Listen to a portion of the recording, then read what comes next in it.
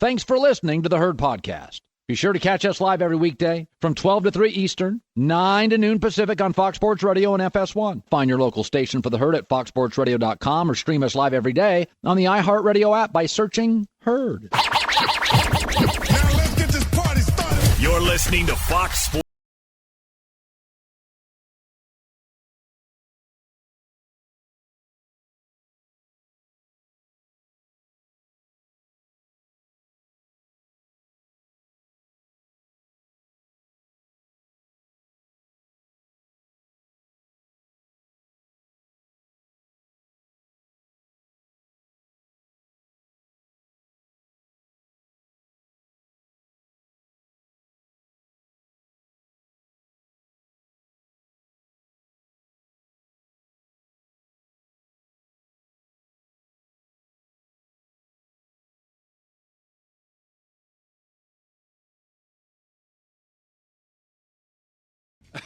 It was worth it.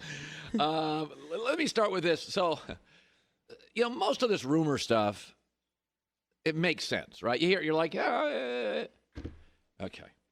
Reliable sources, even Tom Curran, they're now saying Brady to San Francisco, quarterback swap, Brady to the Niners, Garoppolo to New England. It's a 50-50 chance. Let me ask you this. We consider Belichick to be the kind of the smartest guy in the NFL. In Star Wars, he is the Emperor. What would the Emperor do if this happened? He would be cackling like the devil. This would be the greatest thing. This is what the Emperor wanted 2 years ago. And now I've got Jimmy Garoppolo in his prime. Then he was a little young. Off a Super Bowl run. Okay, I know he can win in big games. Having played for one of the smartest guys, not named Bill Belichick in the NFL, Kyle Shanahan, a very complex system. And he's younger than Brady, more athletic than Brady, and I think has a slightly better arm than Brady. This is, for New England, and if Belichick wants to be really petty, he sends Tom to the toughest division in the NFL where he could struggle against good defensive coaches. And then Garoppolo comes over. There's very few easy gimmies in the NFC.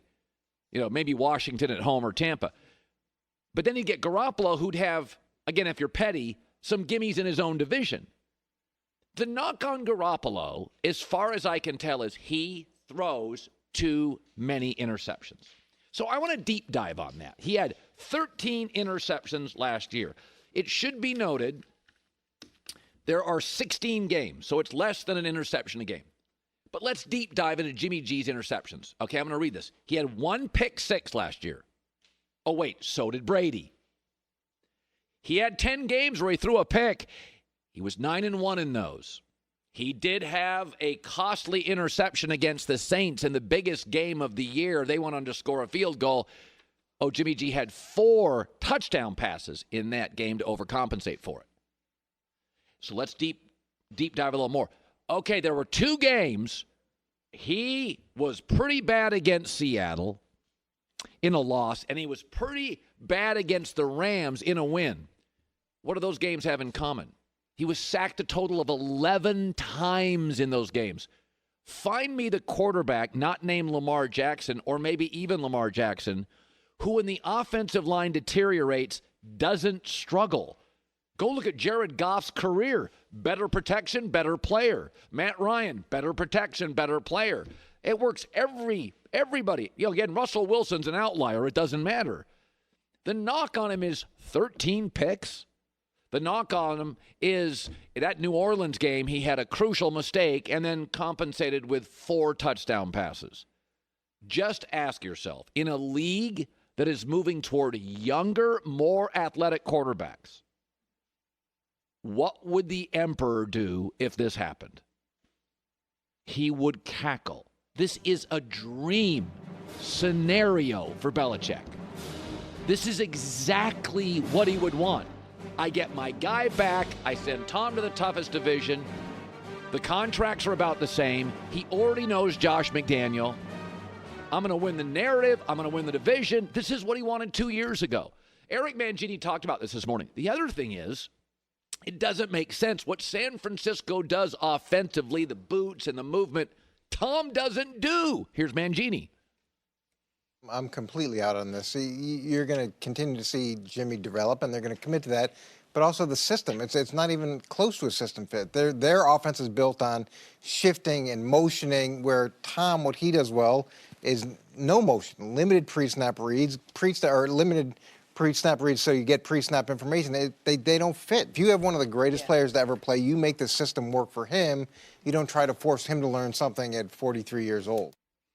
This makes no sense whatsoever. I don't get any of it. Take a deep breath. Garoppolo's fine. He's going to get him back to several Super Bowls, and Brady is 43. Even if San Francisco thought Brady would be a better fit, for how long? A year? You'd have to draft a quarterback this year to replace him within 2. Makes no sense. All right, so the Clippers won last night. They beat a bad team.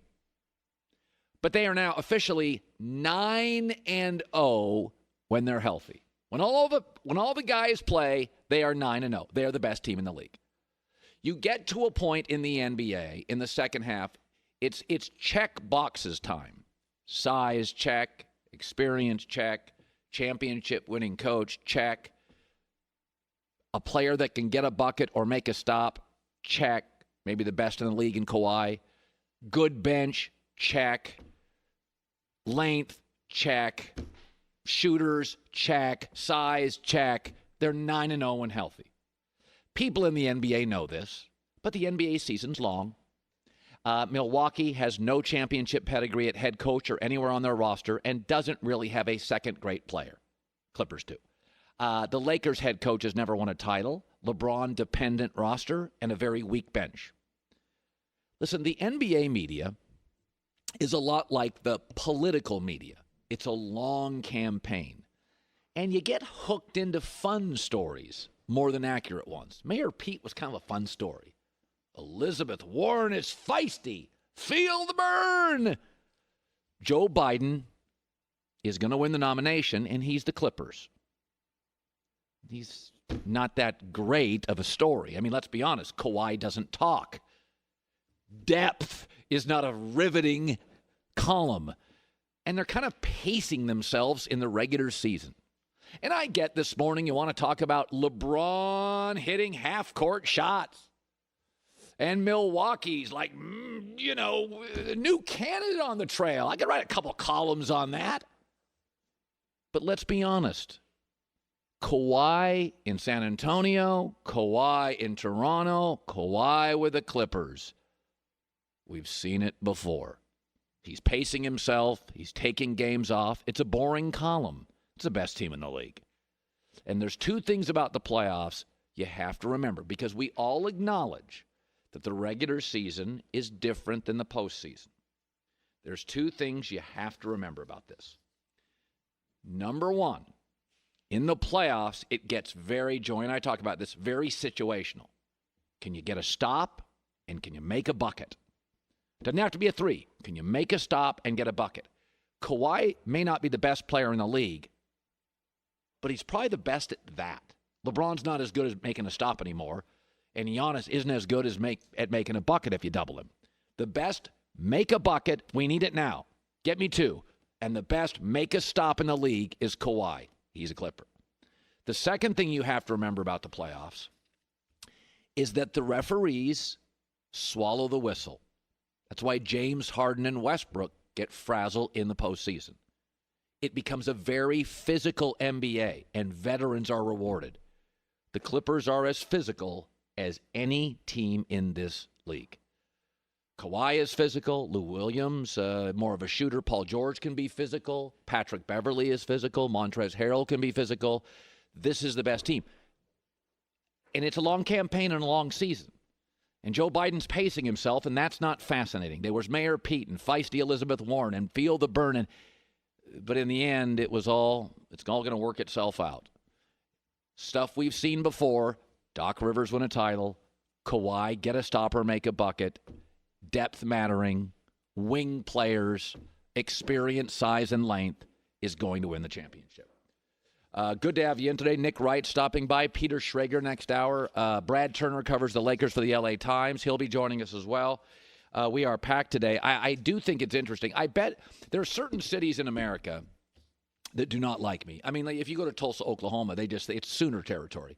Oh, despite the fact I had Bob Stoops on last week, I put Lincoln Riley on. I really like Kyler Murray. There's a lot of Oklahoma. It's a great program. I talk about them all the time. I thought they were going to be very competitive against LSU. But I bang on Baker. I think CeeDee Lamb's a little overrated. I was right on Baker. I'll be right on CeeDee Lamb. I think I hate him.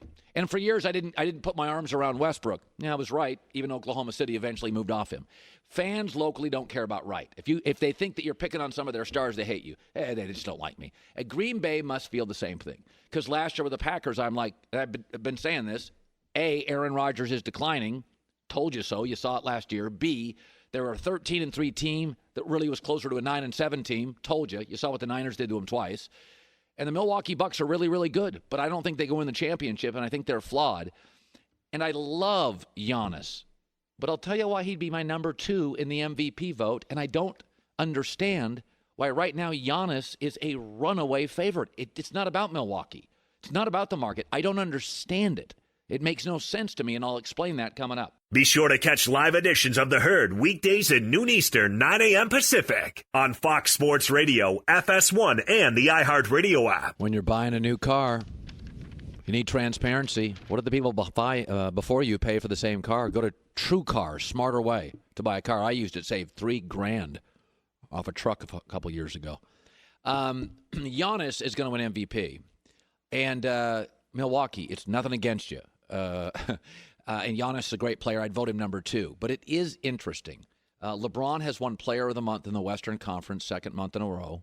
Jason Tatum has won Eastern Conference Player of the Month, second month in a row. Giannis, this is called the most valuable trophy, right? And MVP, most valuable. The current odds are Giannis is an overwhelming favorite, minus 1,000. He's going to win it. But with the MVP through the years, could the media at least be consistent? They generally give it to a great player who is the best story. LeBron's even the better story this year. 17th year, often injury, changing positions is a better story. Leading the NBA in assists, finally getting a teammate in LA worthy of him is a great story. Number 1 seed in the tougher West when the Clippers are favored to win is a great story. And dealing with this awful Kobe tragedy, triumphing, is a great story. Usually the better story, if it's close, wins. They're ignoring it this year. And nobody is disputing that Giannis is great, but he's 74th in total minutes. Many fourth quarters, not playing a ton. So LeBron is more needed late in games. That feels more valuable. Now, we know LeBron's a better passer, a better shooter, and a better ball handler. Those always felt like valuable traits in the 2020 NBA. But just say this out loud.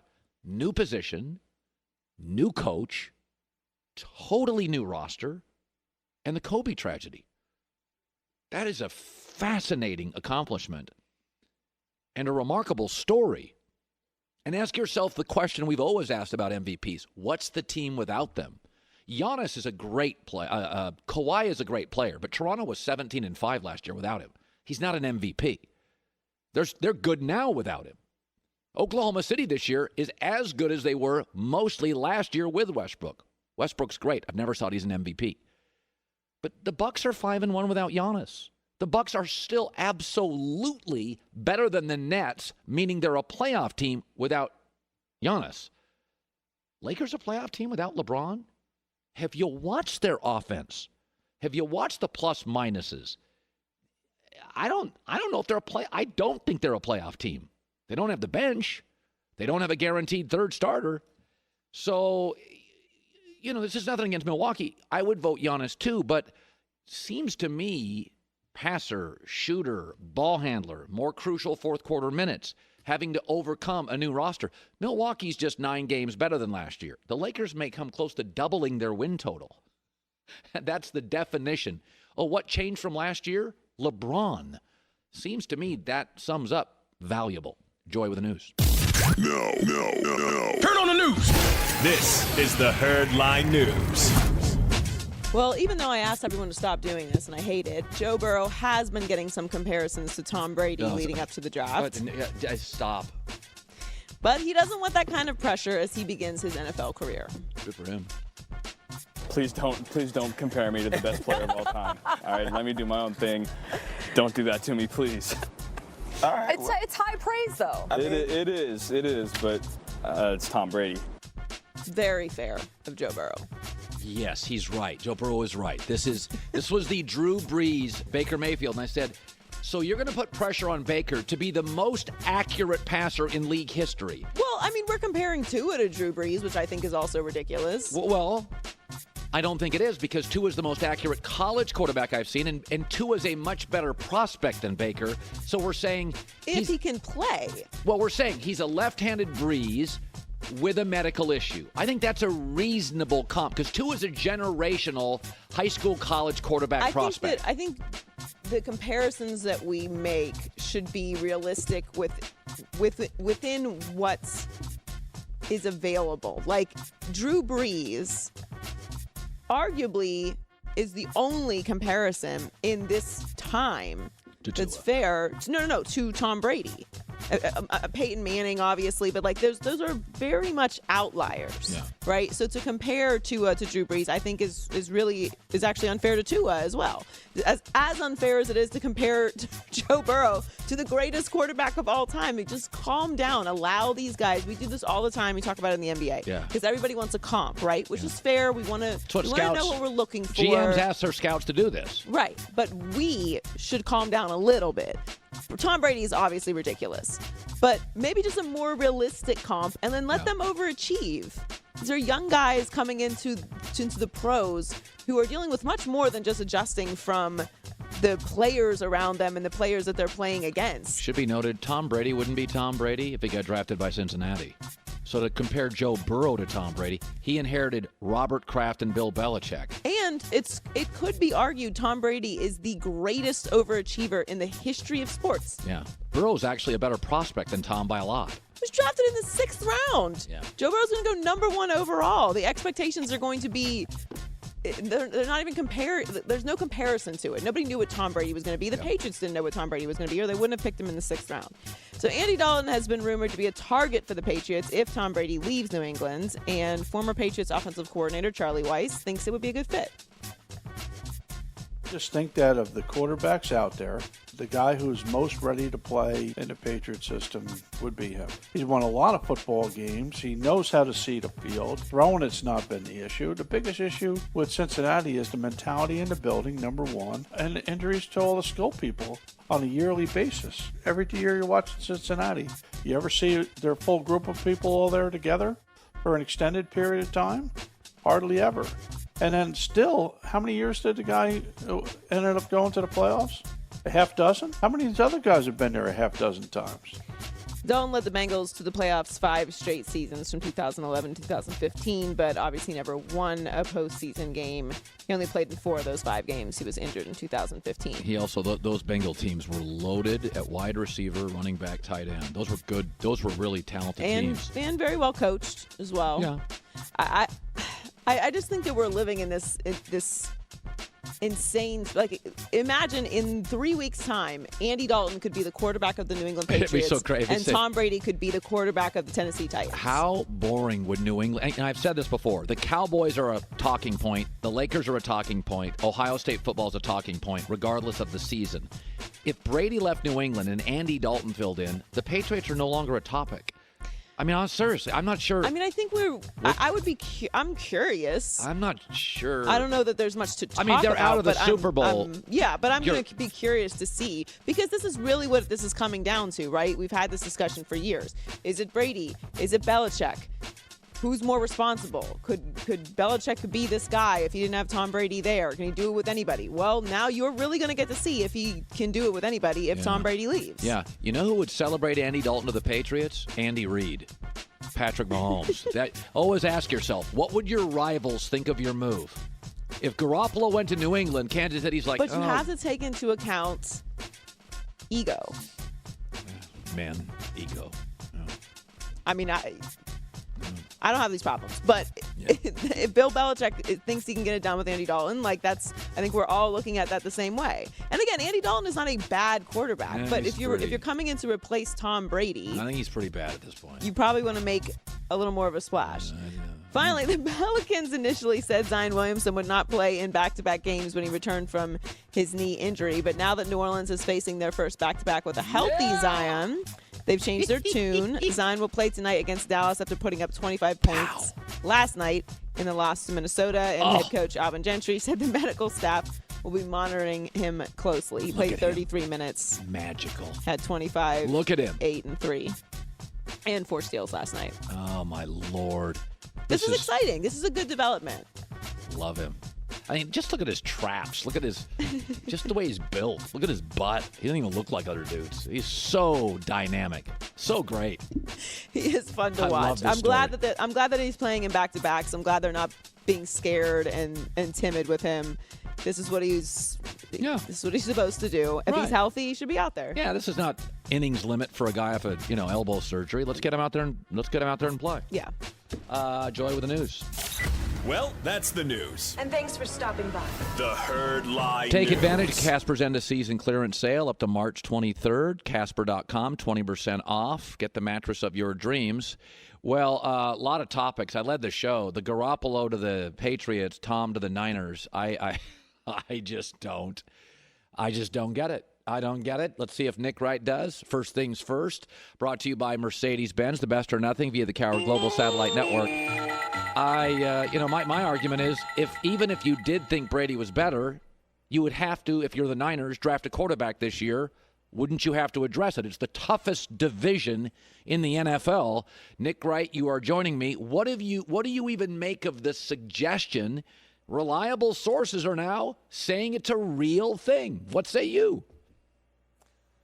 So there's 3 parties that would have to be interested in this, and I totally understand why 2 of them would be interested. I have no clue why the third one would be. So the first party is the New England Patriots. I totally understand why they would want to, if they're going to lose Tom, replace him with a guy who has worked with McDaniels, who's been in the system, who is all of a sudden on a very reasonable contract. All the guaranteed money has been paid out.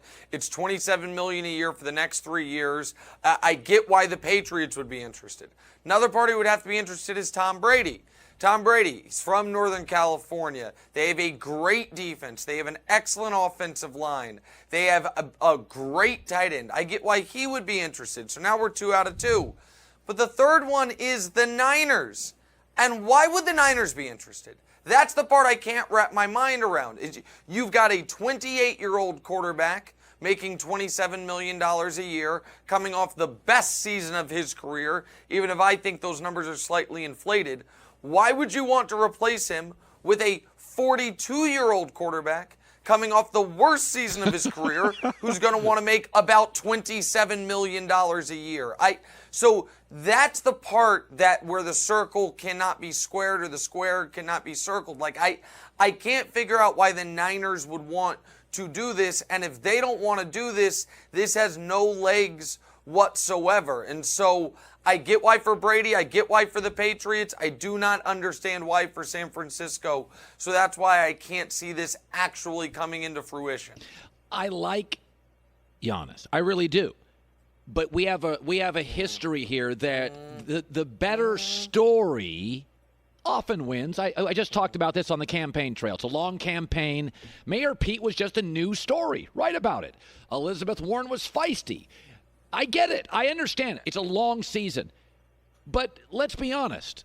I know the Clippers are boring, and I know Biden's boring, but let me just get to this. LeBron's the better story, the better shooter, the better ball handler, the better passer. He's overcoming a tragedy within the franchise, which is a devastating, never seen before. Isn't LeBron not only the better player, but the better story this year? Well, sure. It's the better story, and he's the guy I'd rather have than playoffs, and he'd be the better made-for-television movie. But Giannis the MVP, bro. I mean, listen, LeBron should have 7 of them. He's only got 4. It's a little criminal, but this should not be one of his MVPs. Giannis right now is averaging as many points per game as minutes per game. His team's going to win 70. His second best player, Chris Middleton, is probably the 21st or 23rd best player in basketball. He's the MVP. Now, would I rather have Giannis come to the playoffs? I wouldn't. Do I think you want the best story, Colin? Let me make you feel better about this, okay? Here you go. We've got one ever unanimous MVP in the history of the NBA. LeBron should have been unanimous in 2013, but Gary Washburn voted for Carmelo Anthony. At the time, I didn't know you, but I'm sure it infuriated you as much as it did me. But the one unanimous MVP ever was Steph Curry. Yeah. He was on a 73-win team. And the real best player in basketball finished that season by beating him to steal the title from him.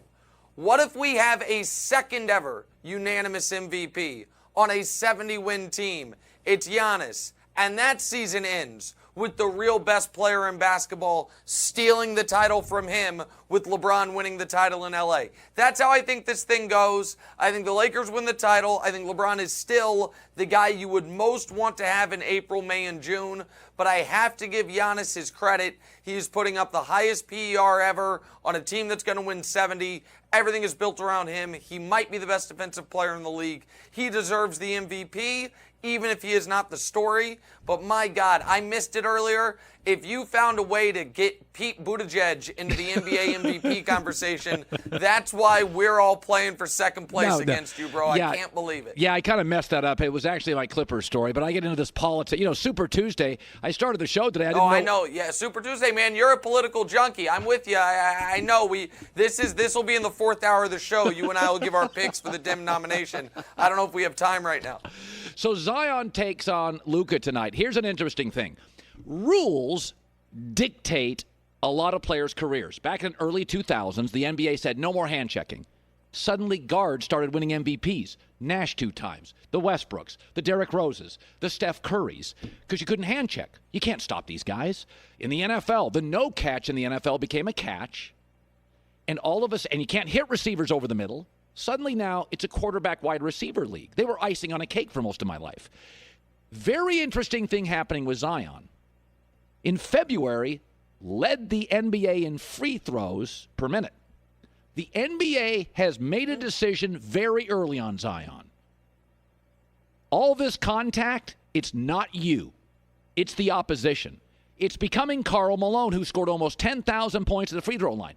You can be a critic of Zion, but the NBA officials have already established this contact with Zion, which is virtually impossible to avoid, is against you, not Zion. And I think it ensures a massive NBA career.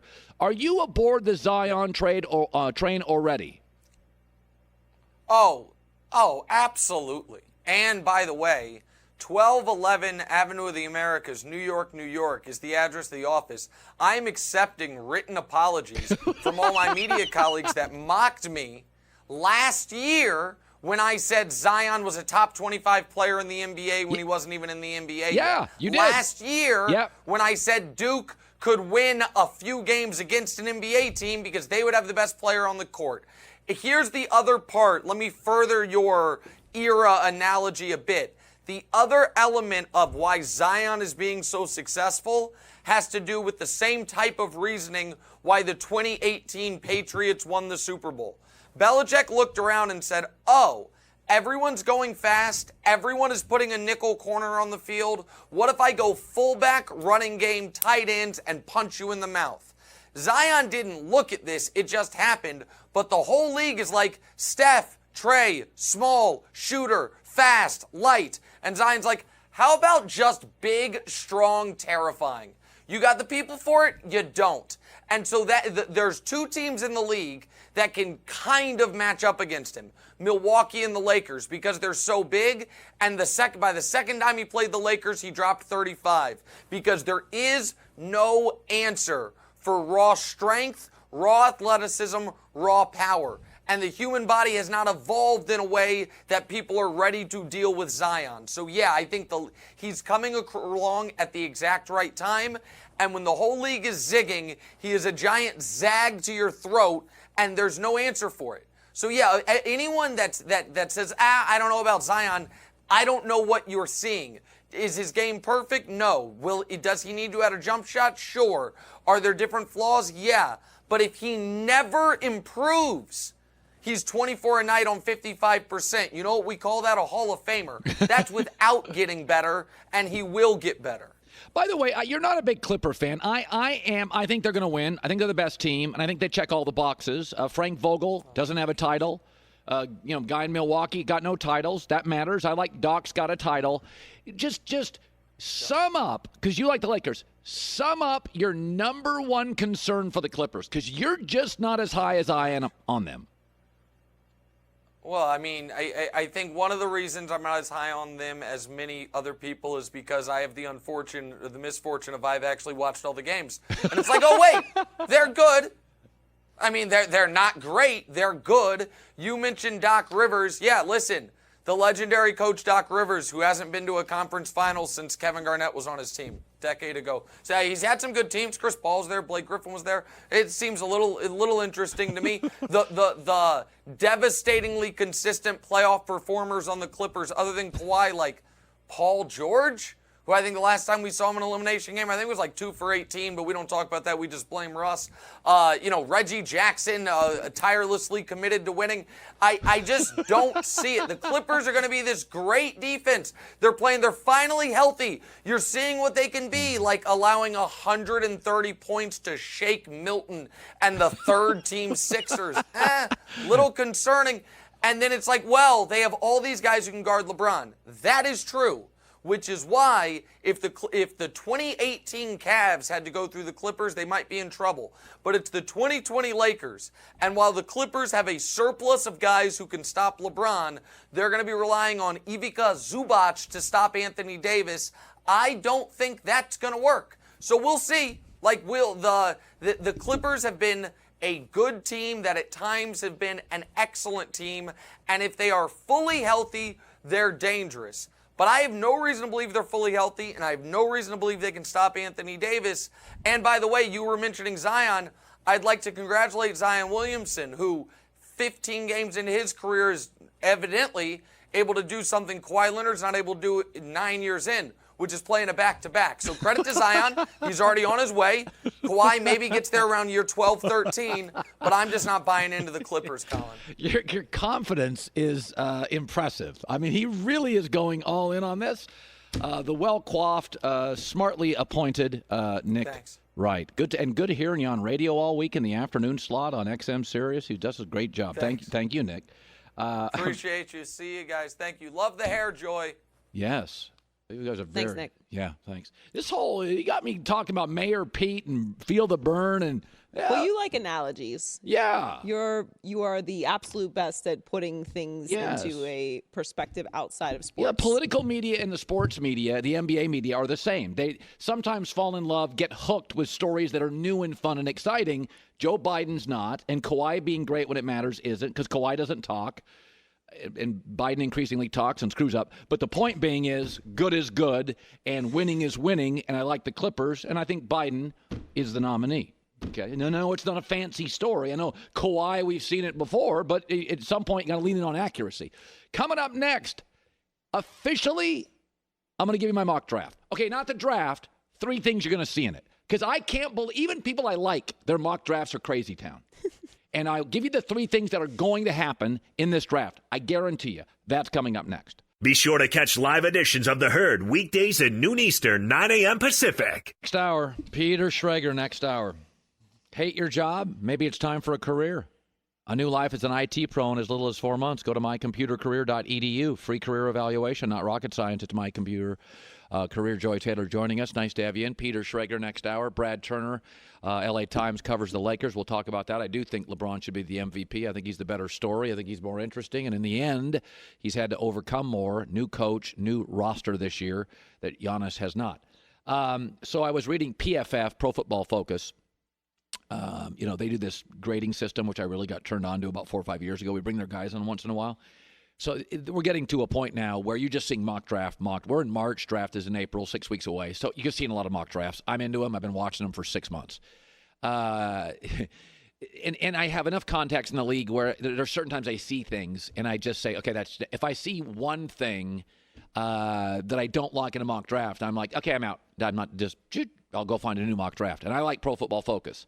But here's what they think is going to happen. Their mock draft is here. What they think is going to happen. Only 3 quarterbacks in the first round. We can argue about that. 7 wide receivers in the first round. That's a little much. And they have the Chargers at the number 6 pick taking a linebacker. Okay, I'm out. That's not going to happen. If you don't have the Chargers taking a quarterback and you live in Los Angeles, you understand the situation. Your mock draft is wrong. I'm going to make 3 predictions for the draft. I'm not going to give you a mock draft because it's like giving you my fantasy football team. Nobody cares. But I'm going to give you 3 things that are going to happen in the draft. Going to be 5 quarterbacks taken in the first round. Jacob Eason's going to get taken. Jordan Love's going to get taken. This is the new league. There's about 6 teams that need one, and they're going to get taken. Nobody wants to miss on Jordan Love, and he's the next Mahomes. Secondly, you're going to have 6 or maybe 7 offensive tackles taken. It's going to be the most drafted position, not wide receiver. It's going to be offensive tackle. It's a strange year. A lot of teams need them. Cleveland needs 2. The Jets could use 2. The Giants could use 2. You're going to have 6 to 7 tackles taken offensively. It'll be the most drafted position. And here's the third thing that's going to happen. The Chargers are going to trade up to get a quarterback. They're not going to take a chance on this. How do I know this? Folks, they need a quarterback more than anybody.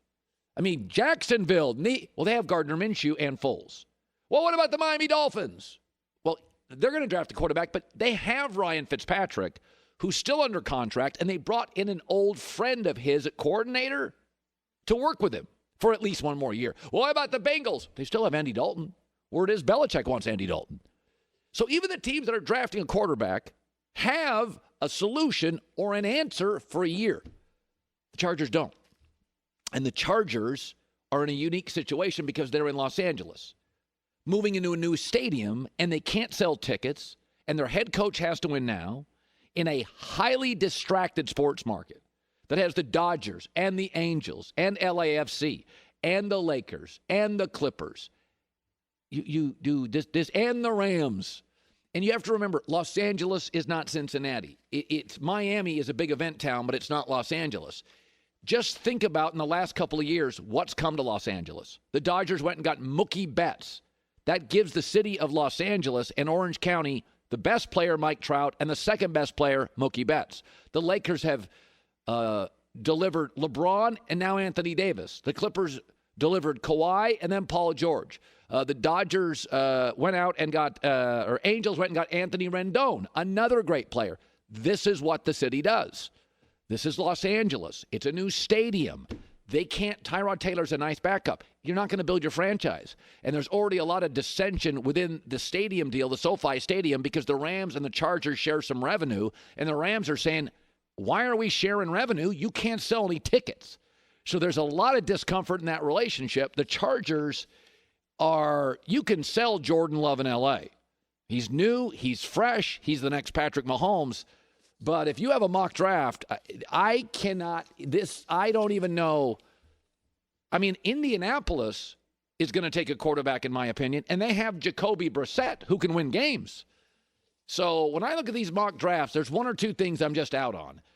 The only predictions I will make, you're going to have 5 quarterbacks taken. I think you're going to have 7 potential offensive tackles taken, most of any position. Chargers are moving up. I don't think the Chargers... And remember, the Chargers also have an advantage other teams don't. They've got 2 good pass rushers, 2 good corners. They've got multiple players at positions in the NFL. They have players they can give you. They have all their draft picks. So they have draft capital and player capital, player currency and draft currency. A lot of teams don't. Cincinnati, they got picks. They don't have any draft capital. They have maybe a defensive lineman some people would like. I mean, they got picks, but they don't have player capital. So, but between the city of Los Angeles, a new stadium, not having a quarterback, a good year for college quarterbacks, the ability with picks or players to move up. If your mock draft has, if the Chargers take a linebacker, Anthony Lynn is saying, all right, honey, let's put our home on Realtor.com. We've got to sell you're going to have. That ain't going to sell in the building. There is no way the Chargers are not taking a quarterback. That may be Cam Newton. They're doing something. They're doing something. You have to in Los Angeles. New stadium. Have to. Man, that team had to play They were a road team in their own stadium for 2 years. They need juice. What's juice? Not a linebacker, a new quarterback. Hour 2 next. Want more Herd? The Herd streams 24 hours a day, 7 days a week within the iHeartRadio app. Search Herd to listen live or on demand.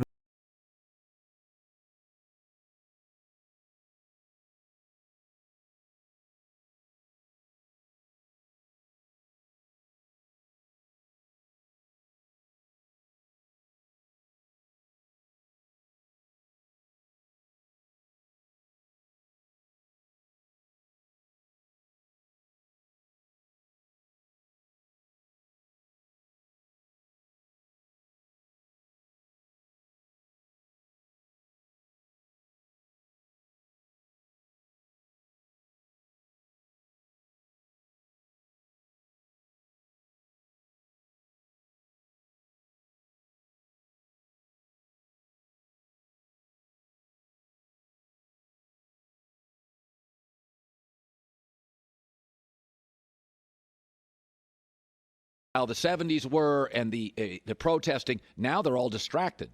Now it's not about learning issues, it's about taking a selfie. So I think social media has made young people sometimes smarter, but often more distracted than ever.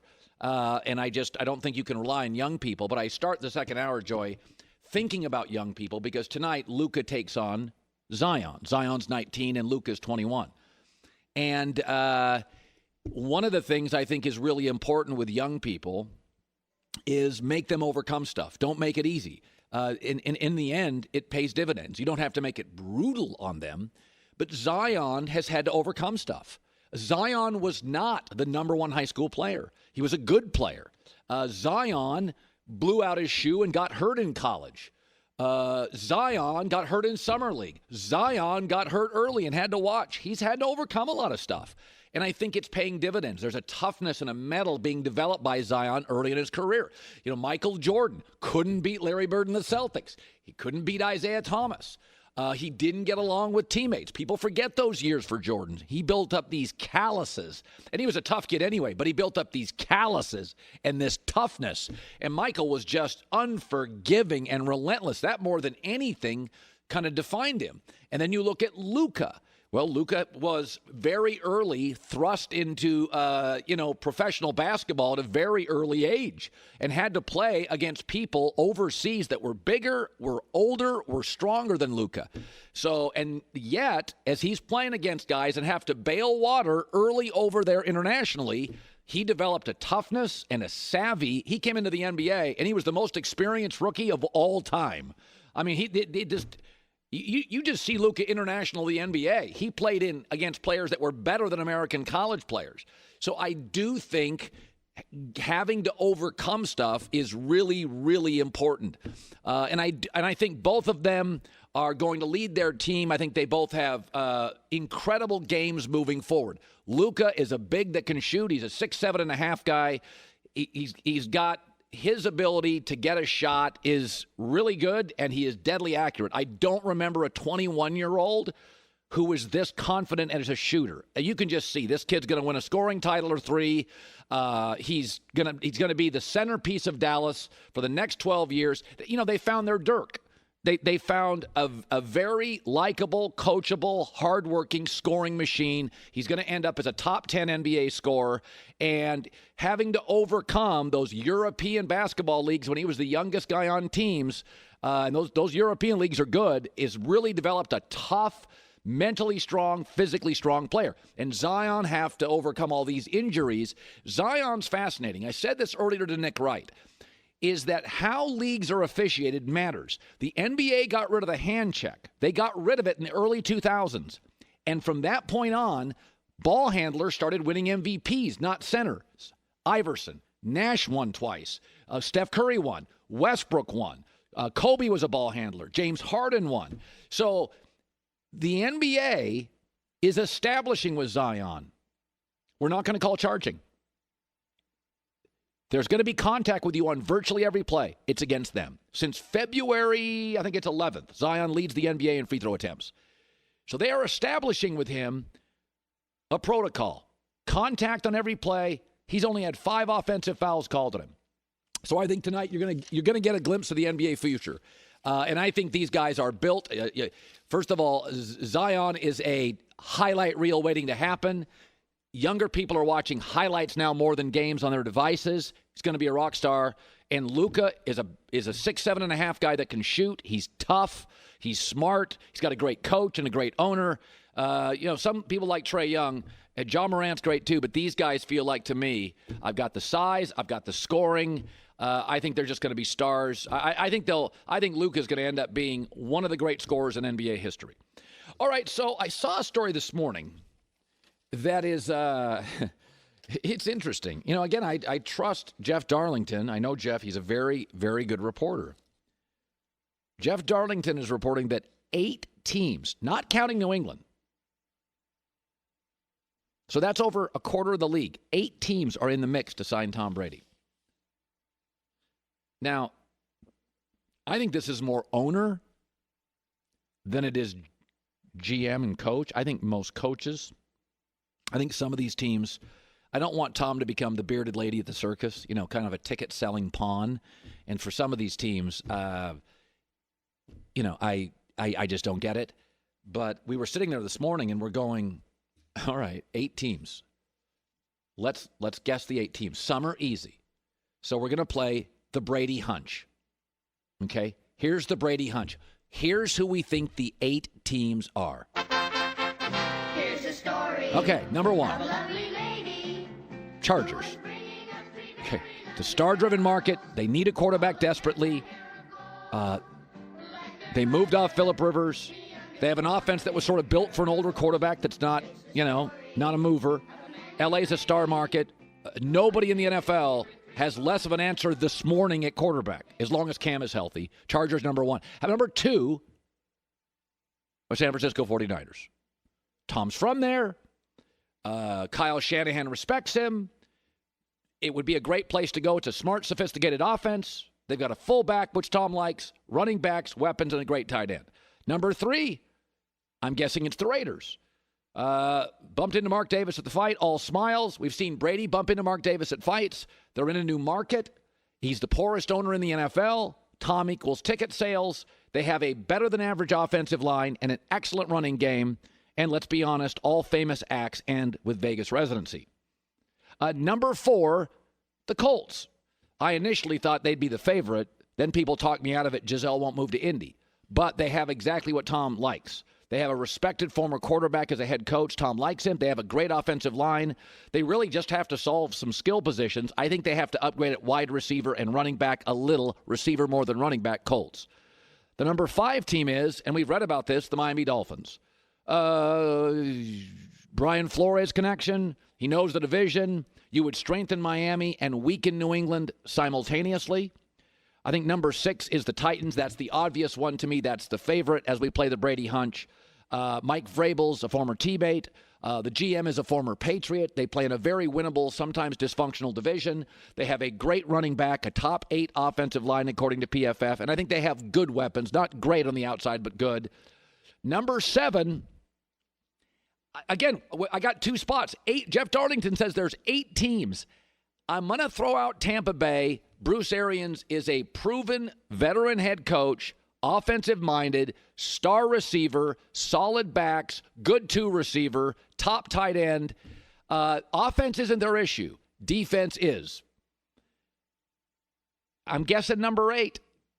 I'm going to go Dallas Cowboys. You can't convince me they haven't called.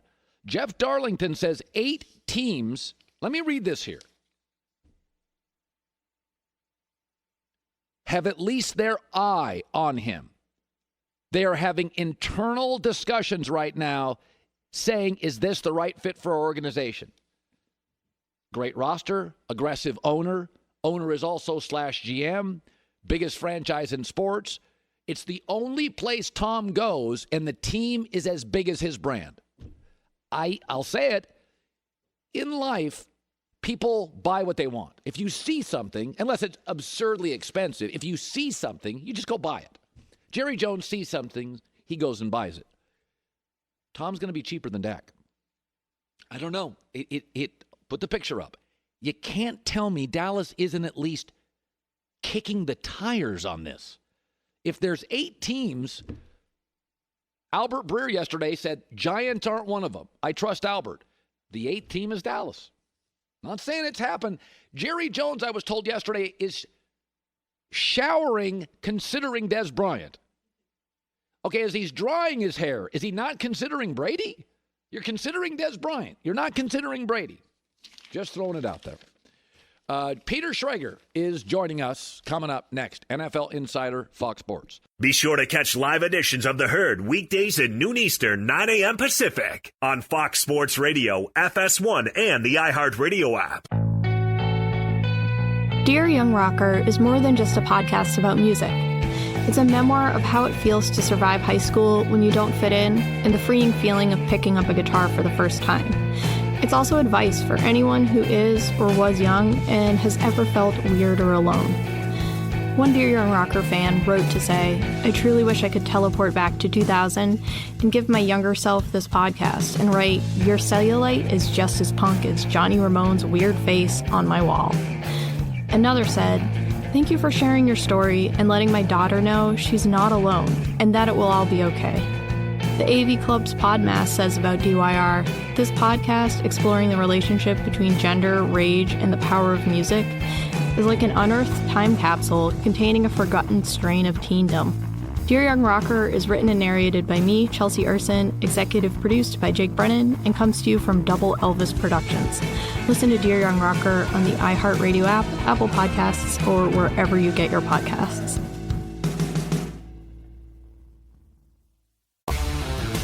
Saturday, the groundbreaking inaugural season of XFL football continues as the New York Guardians face off with the Dallas Renegades at 5 Eastern on Fox and streaming on the Fox Sports app.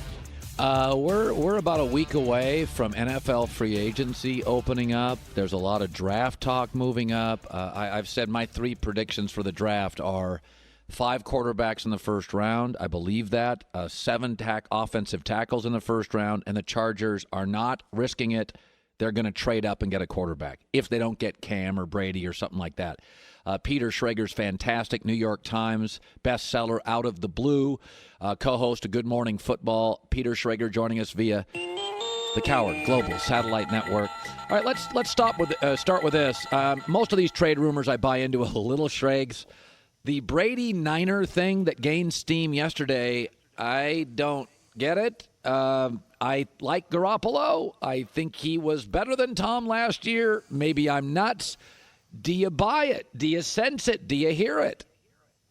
I was in Indianapolis all week, so when this news came out yesterday and on Monday, I can't say I was surprised. There was a lot of whispers that Brady to the 49ers, would they ever swap the quarterbacks? Here's the truth of the matter. I think Tom Brady would love to be a San Francisco 49er. I think that was his childhood team. I think they've got a great defense, and they've got an amazing offensive coordinator and offensive mind in Kyle Shanahan. Do I think the 49ers would rather have Brady than Garoppolo? Maybe for a game, maybe for a couple games. I don't see them ever moving on from Garoppolo with his youth and what his contract is right now. Had they have him under contract for Brady at 43 years old. It would be one of the biggest moves ever in NFL history. It would require a sign and trade, but you're hearing a lot about 8 teams being interested in Tom Brady. And last week it was Tennessee has fallen all over themselves for Tom Brady. And then it was the Las Vegas Raiders for Tom Brady.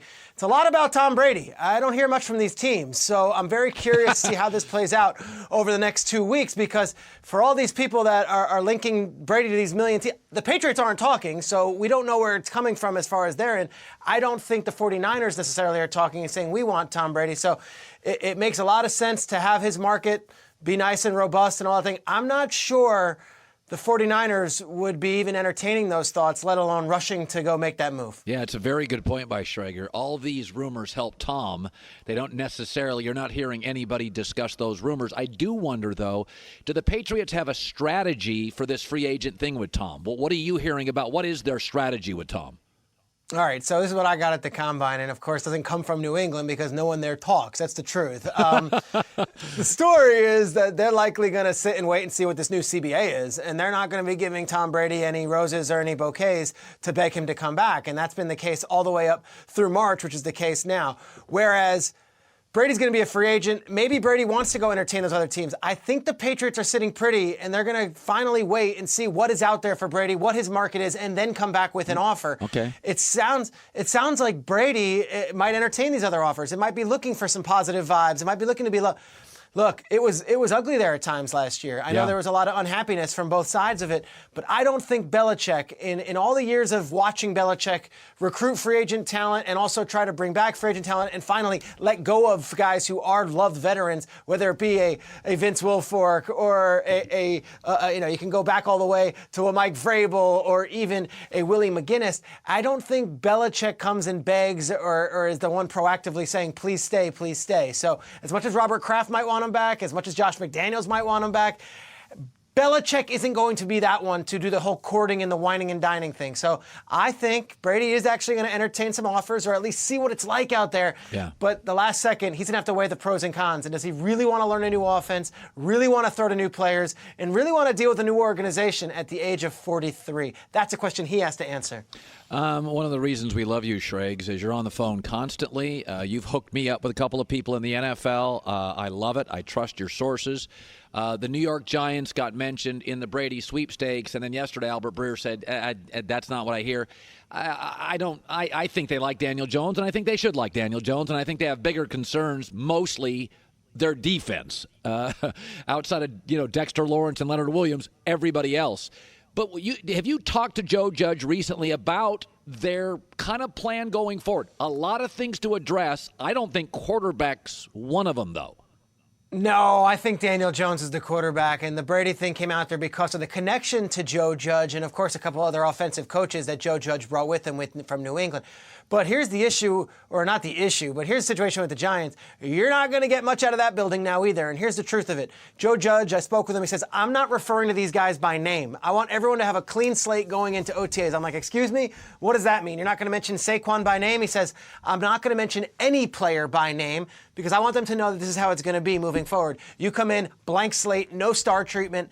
Everyone on the 53 is going to be treated equally, and they're going to have to earn their spot. Now, Daniel Jones will be the quarterback. Saquon will be the running back. But what that tells me is there will be no diva treatment for anybody. There will be no star treatment for anybody. And when they go to the draft, they're going to take players that they want to build the franchise around. So Giants fans might not be thrilled to hear this. I think they're going to go offensive tackle in the first round, 4th overall, even though Isaiah Simmons is a great kid and they might be a flashier player. I'm not sure Isaiah Simmons out of Clemson fits an immediate need for the Giants, knowing what they have to do, and that's protect Daniel Jones and Saquon Barkley. I'm fascinated by this Gettleman-Joe Judge connection. Joe Judge is 38 years old, but brings with him a hard line. That is what he will be. He will be a disciplinarian out there. And for Dave Gettleman, in all his years of drafts, going back to Carolina and now with the Giants, he has never traded back in a draft, ever in the first round. They've always kept that pick. So 4th overall, I think the top tackle off the board is what I would say is the lead dog in that Giants draft room right now. Do you think it's crazy when Ron Rivera is a guy we both respect, and he didn't draft Dwayne Haskins, and Tua is absolutely a better prospect. You buy into the Tua to the Redskins at 2 talk at all? Yes. A lot. And I spoke to Ron for a while there at the Combine. He's not showing his cards, and he likes Dwayne Haskins. From what I gather, Dwayne Haskins is working his butt off. I would just say this. Last year when Cliff Kingsbury took Kyler Murray, everyone at this point said that was crazy. I was telling you guys, Kyler's going to be the guy. I can't do that with Tua right now because I don't have any inside information on where they're leaning. I will say this. Not only is Ron Rivera new, Scott Turner is new to Washington. That's the offensive coordinator, Norv's son. And also Kyle Smith, who's been in the system, is now the GM. This is his first draft as really that position for the Redskins. So whereas Josh Rosen was a top 10 pick and Steve Keim put his cards on the table, pushed his chips in, said, let's move up to 10 to take him. This is a whole fresh slate, and Dwayne Haskins went 15. So if they love Haskins, look, you cannot do wrong taking Chase Young, number 2 overall, and you'll be fine, and you will be set at that position and have a loaded defensive line. But if they fall in love with Tua, Ron Rivera didn't draft Haskins, Kyle Smith wasn't the GM when they took Haskins, and certainly Norv Turner's son, Scott Turner, wasn't the offensive coordinator when they took Haskins. So fresh slate, and you better believe when Ron Rivera went and did this tour with the Redskins, He didn't interview with any other teams. He came to Washington without even going for other interviews. I assure you, Daniel Snyder said, this will be your choice and this will be your direction. Wow. We're going to follow your lead. If they love Tua, and they have to meet with him, they've got to, if they love Tua, don't cross this off as just, hey, they already have a quarterback. I don't see it happening that way. If they like Dwayne Haskins and think Chase Young is the better draft pick, they'll make that decision. But don't ignore the Tua conversation this early in the process. Okay, I'm going to give you either a player or a team, and quickly, who will be their quarterback? Or where will the quarterback go? Teddy Bridgewater. Okay. Teddy Bridgewater. I think Tampa Bay, if they don't hold on to Jameis Winston, I think Tampa Bay makes a lot of sense. He's the polar opposite of what Jameis is as far as turnovers go, and I know Bruce Arians obviously wants to get that offense going. Indianapolis Colts. Phillip Rivers. I had one source that I really trust, Colin, tell me there's a dark horse in that. And I'm like, well, who? And he's like, I'm not telling you. So everyone else says Colts, but there's a 1% chance there's some crazy dark horse. I don't know who that is. Chargers. Tyrod Taylor. And maybe one of these rookies that you said. You say they might trade up to get Tua or the 6th overall pick. If it be Justin Herbert, it could be. But the way that I spoke to Anthony Lynn at the Combine, he seems like they can win games with Tyrod. Tyrod will not lose you games. I'm not sure Tyrod's going to win you any games on his arm, but he will not lose you games. Peter Schrager. Good morning, football. Great seeing you, buddy. It's the best. Colin, I love coming on your show. You're the man. Keep it going. Thanks, buddy. Peter Schrager. Schrager looks so fresh. You ever notice that? The hair, the suit. It was like he just walked out of a big meeting. He usually has walked. Swashbuckling person. Swashbuckling. He's a pirate. He's already done an entire show today, and he had that energy. Yeah.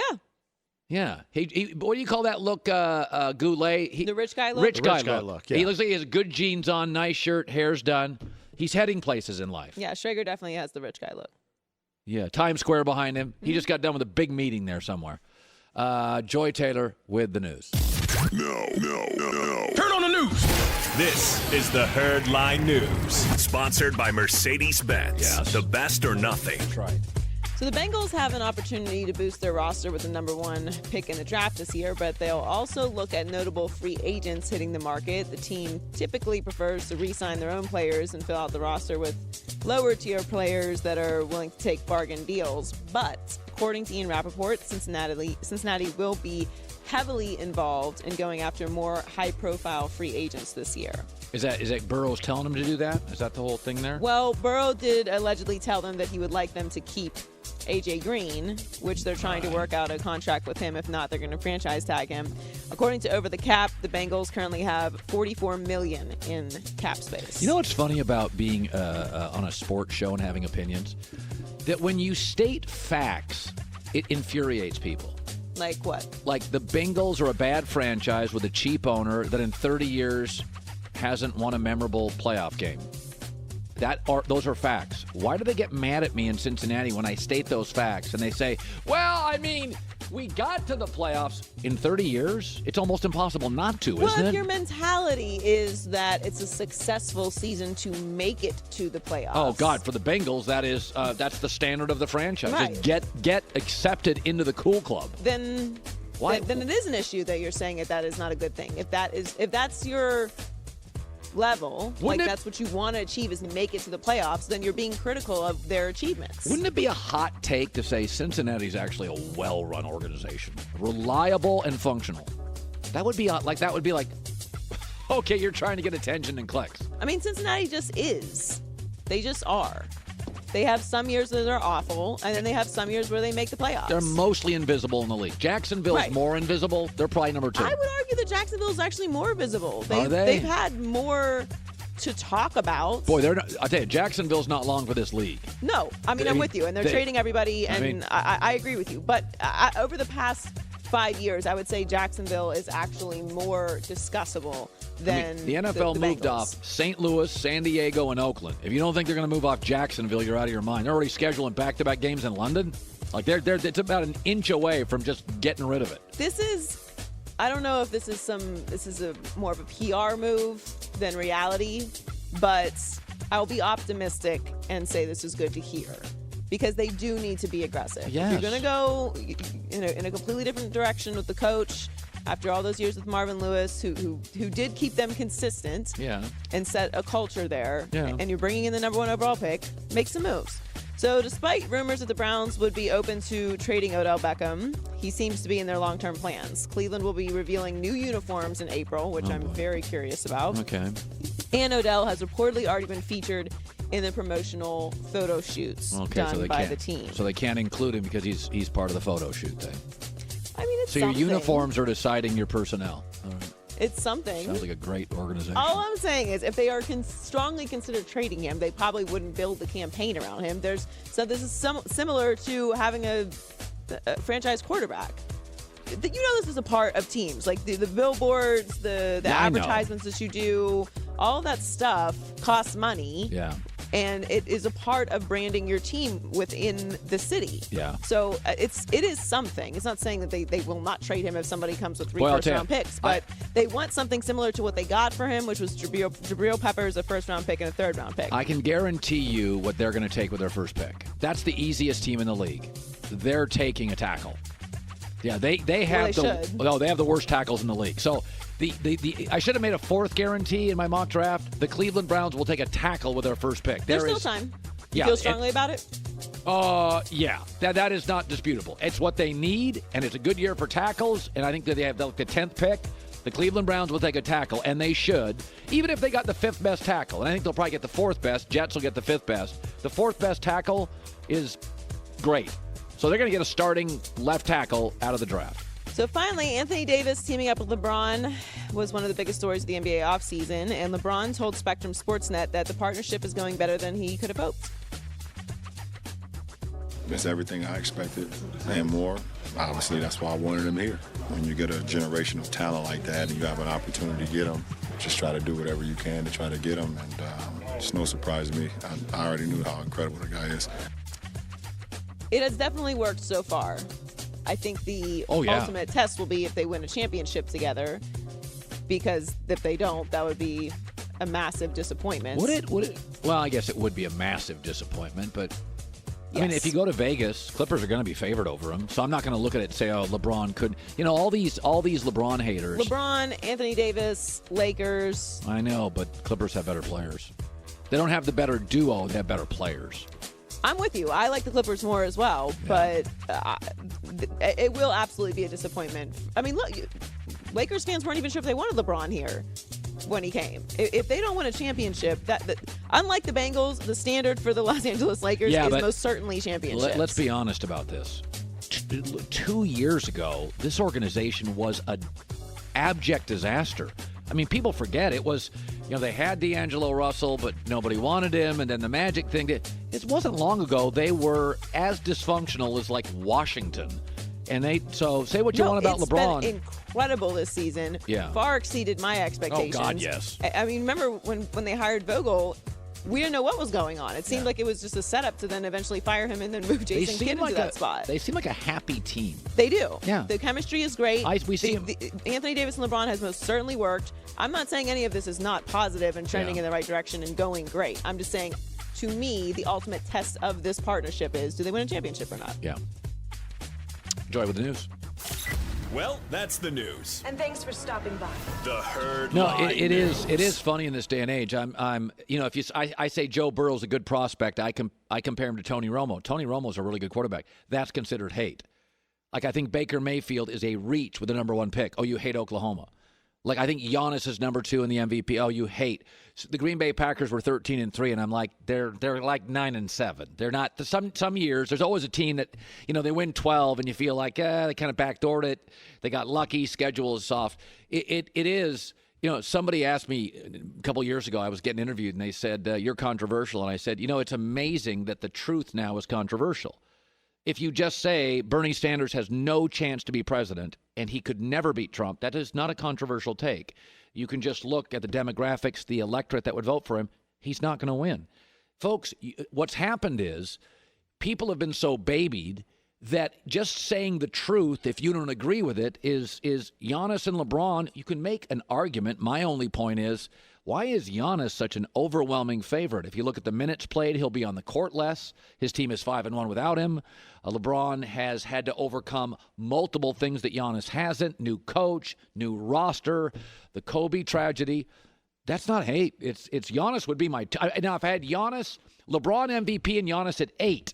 But I did say this yesterday, and I had a former NBA executive tell me this yesterday. He DM'd me, and he said, "Listen, if you put the 6 or 7 best players in the league, LeBron, your Jimmy Butlers, you can even put your Jason Tatum, your Luka Doncic, your Kyrie Irving, if he was healthy, KD, Steph, Clay. You put them all up there, and you said Giannis, and you said 12 seconds left, get a bucket.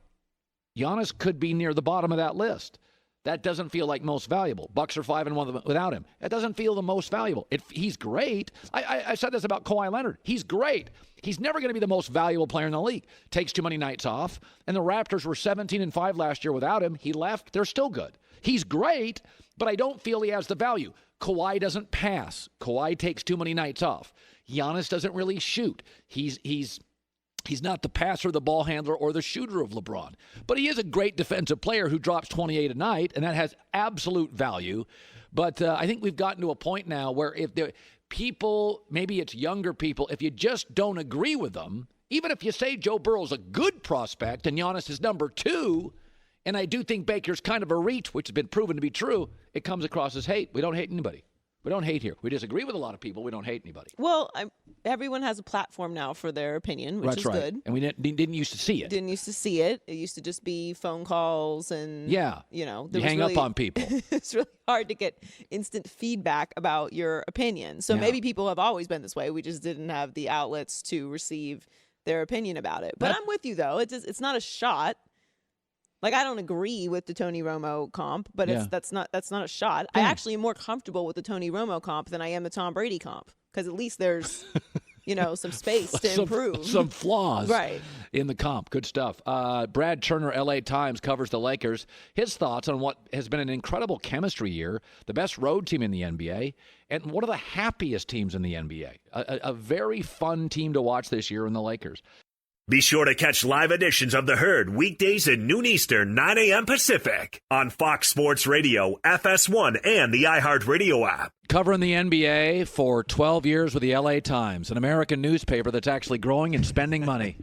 Brad Turner covered the Clippers as well as the Lakers. It's great to meet you. I've been reading you for years. What's funny is when you covered the Clippers, not that it was ragtag, but it felt like the Lakers were this empirical brand. When you look at the Lakers now, they're IBM. They have more coaches than they know what to do with. The Lakers are now the tiny family business, right? They are. Well, think about it. As we were just saying before, they're owned by a guy who owned Microsoft, Steve Ballmer. So I'm quite sure that influence is on the team as well. Yeah. But you have a guy like Doc Rivers who thinks more is better, and they've proven that. You have Lawrence Frank there. You have Jerry West, who used to be with the Lakers by an example. So when you have all that going on, it makes the organization be good from top to bottom. Dare I say, great from top to bottom. Yeah. Here's the thing about LeBron that I worry about, and I think I was wrong on this. I thought I gave them credit, Rob Pelinka. I said, they didn't get Kawhi and Paul George. They were upset about it, and I think they cobbled together a pretty good team. But boy, they feel LeBron-centric. Boy, they feel LeBron-reliant. Boy, I think their bench is old. How good are the Lakers? Or are they just LeBron's phenomenal and AD's the best number 2 in the league? How good is this team? I want to call AD a 1A, similar to Kobe and Shaq. Not quite at that level just yet, but I think because the two of them are so, basically they're great at what they do, and because AD has such an amazing talent and skill set, that has helped them get by because their bench hasn't been very strong. No. The other players, we don't know who the third guy is. We don't. Some nights it might be Kyle Kuzma. Don't trust him. We like him, but we don't trust him. What about Dwight Howard? Some nights it's been him. Now, I had my reservations about him joining the team. I thought that was a mistake. He's proven me, everyone else wrong, maybe you as well. Yeah, I thought he was goofy. Coming. I thought he was a little silly. I thought at times he behaved immature and almost like a clownish. Yes. But what I have found out, he's serious about this. He has a chance to do something special to win a title, and he has a chance to get another contract when this is over. Brad Turner joining us. Brad, when you travel with a team, you go on road trips. You're in the team hotel. They're walking by guys. Joy and I were shocked at the chemistry, how good it was early. They connected. It's a smiling, They're a tremendous road team. How surprised are you that the fit was? I mean, this is all new parts with a new staff. How surprised are you it's fit so quickly? Not so much, because the key has been off the court. When they're leaving games and they stay overnight, they go out and have dinner together. They may go out to a club together. They may just go to a concert together. They're always together. They're always talking. They're looking at film together on the plane rides, on the bus. They're talking all the time about what they can do to make the team better. And they become a really good fit. And one guy that's key to this has been Jared Dudley. He learned that when he was early in his career, he was always taught by the older guys, we're going to take these guys out to dinner. You come along. You're part of this. Now Jared Dudley's telling LeBron James, you play basketball. You and AD take care of everything on the court. Off the court, I'll get together with Rondo. I'll get together with Danny Green, and we'll take care of the little things. If there's an issue in the locker room, we'll take care of that. You just play basketball. Those are things that you need when you have veteran players like Jared Dudley and Rajon Rondo. Brad Turner, there are stories that surface pre-All-Star break, Brad. And you could see a little bit of this, some chemistry with the Clippers. Kawhi's not playing, their star treatment. Sometimes you read things and you think, okay, there's maybe a bad, awful loss, somebody's in a bad mood. They are a deep team with a lot of guys who need the ball. How do you think, because I know the Lakers' chemistry looks good, how is the Clippers' chemistry in your opinion? How about this? Is Tom Brady treated differently than the rest of his teammates? Yeah, mostly, yeah. Well, it depends. Belichick's pretty grumpy. Yeah, he is, but it's still Tom Brady. Was Kobe and Shaq treated differently a little because they have a special talent? Yeah. Yes, I'm going to say Kawhi and Paul George may have given some special treatment, but they play hard when they do play. They play a very good brand of basketball, and they're quiet guys. They get along with everyone else. Yeah. So was there chemistry issues, trying to learn to play with each other? The biggest problem I had with them, based on what I've been told, was them not competing all the time. And they've shown that. Well, they play the Lakers. They get down by 15 points, and they basically run the Lakers down. They play the Houston Rockets. They play the big teams. They play them very, very hard. Then they go out and lose to the Sacramento Kings twice. So the effort home, wasn't consistent. It has not been consistent. It is now because they can see the finish line. But if they don't compete all the time, no matter how good they are and how great they can become, they risk the chances of losing in the playoffs because you can't play with the basketball guards all the time. You have to play the ball the right way. You covered, if I recall, Shaq when he was in this league. Oh, yes, I did. And take your time on this. And now you have Zion. Do you sense the same sort of phenomenal attractiveness? Are there similarities? Shaq was someone who enjoyed the limelight. Loved it. He enjoyed talking, making commercials, rapping. I don't sense that with Zion. I had a chance to see his very first game he played against San Antonio. I felt fortunate to watch him play. And watching the fans in New Orleans, because I grew up in New Orleans, a Saints fan like everyone else down there is, he was really bad the first 3 quarters, but he made his first 3-point shot. The fans down there went crazy. He made his second shot. The fans went crazier. He made his third shot, the fourth shot. The place was delirious because he was now showing his potential, what he could do. They are looking for a star down in New Orleans. The city is because Drew Brees is close to retiring. Right. And if Zion has that biblical name, Zion, think about that. We said that yesterday. Not a lot of Z, Zorro, Zion. Right. Like I went to a church with my uncles back in June, and the minister's doing a great job with the sermon. Next thing you know, he goes, and we have Zion in church. I'm thinking, what's going on here? And all I could do was laugh because they are starving for that next star. And I think he can be that guy for them. Yeah, he does. Joy brought this up yesterday, is that Zion's not a big talker, but people forget. Michael was, his commercials were often better than his personality. I mean, he was petty at his Hall of Fame speech. Kobe was a warmer interview. Shaq was hysterical. Barkley was a riot. But I think sometimes if your game is great and it's dynamic and you got a good smile and you do good commercials, you don't have to be as glib or verbal as Shaq. I do think there is a star quality to Zion. There is. I just saw a commercial with Kawhi Leonard. Doesn't talk very much at all. I fell over my seat, the one with I think it was with the computer. Yes. And he lands, he gives the guy the computer, and the guy goes, this is really small. And the guy goes, no, Kawhi, this is big. Kawhi doesn't talk much. Zion doesn't talk a whole lot. He says just enough because he's a quiet kid based on what I've seen and what I've been told about him. But why speak if you have nothing to say? Just play basketball. That's your number one job. I'm LeBron. I think LeBron's the MVP because of this. Oh. I think he's had more to overcome. A new coach, the Kobe tragedy, a new team, a new roster, a weaker bench. I think Giannis has a better bench. It's mostly the same team. I think the Kobe situation is so unique ever in sports. And I do think LeBron, his value has been, this team is going to almost double their wins. I think he's asked to play a new position. I think we've asked a lot of LeBron this year. Milwaukee's 5-1 without Giannis. I would say they're better than Jersey or Brooklyn without Giannis. They'd still be a playoff team. That's my argument for LeBron. What's your argument for Giannis? I like the argument. All those things you said about LeBron, I say the same thing about Giannis.